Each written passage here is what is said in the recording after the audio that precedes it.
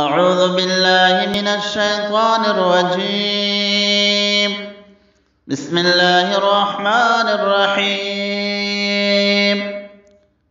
ولقد آتينا موسى الكتاب وقفينا من بعده بالرسل وآتينا عيسى ابن مريم البينات وأيدناه بروح القدس أفكلما جاءكم رسول بما لا تهوى أنفسكم استكبرتم ففريقا كذبتم وفريقا تقتلون وقالوا قلوبنا غلف بل لعنهم الله بكفرهم فقليلا ما يؤمنون. ولما جاءهم كتاب من عند الله مصدق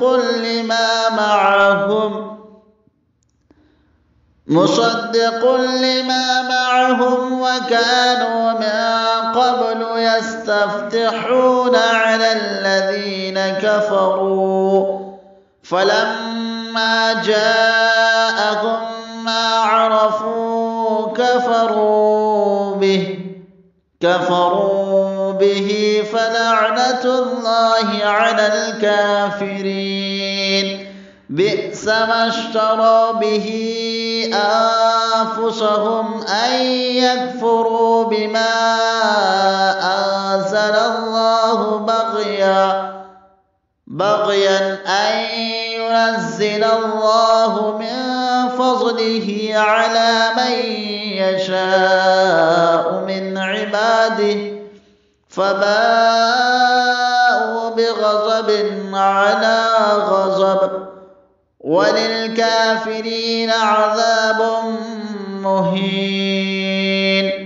وإذا قيل لهم آمنوا بما أنزل الله قالوا نؤمن بما أنزل علينا ويكفرون بما وراءه وهو الحق مصدقا لما معهم. قل فلم تقتلون أنبياء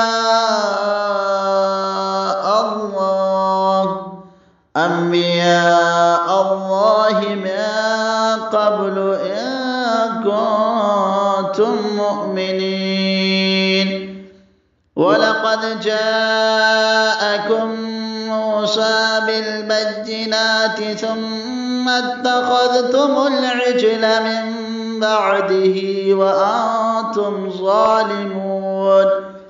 وإذ أخذنا ميثاقكم ورفعنا فوقكم الطور خذوا ما آتيناكم بقوة واسمعوا قالوا سمعنا وعصينا وأشربوا في قلوبهم العجل بكفرهم.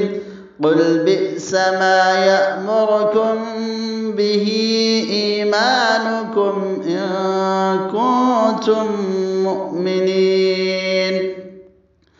قل إن كانت لكم الدار الآخرة عند الله خالصة من دون الناس فتمنوا الموت إن كنتم صادقين ولن يتمنوه أبدا بما قدمت أيديهم والله عليم بالظالمين.